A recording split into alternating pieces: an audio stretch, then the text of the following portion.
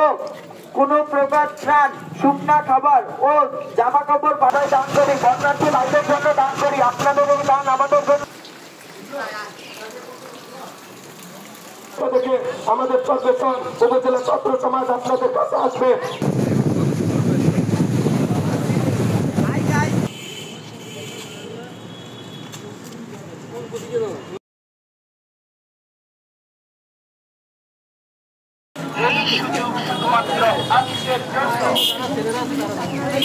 আপনারা আরেকটা বিষয় জানেন, আপনাদের বাগানে কিন্তু এখন আর কোনো প্রকার ব্যবসায়ীরা অবগত আছে না ভয়াবহ অবস্থা এবং কি ভয়াবহ রূপ ধারণ করেছে।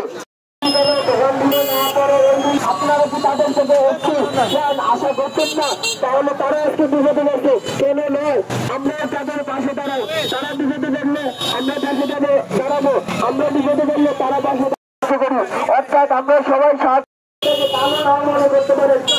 আমাদের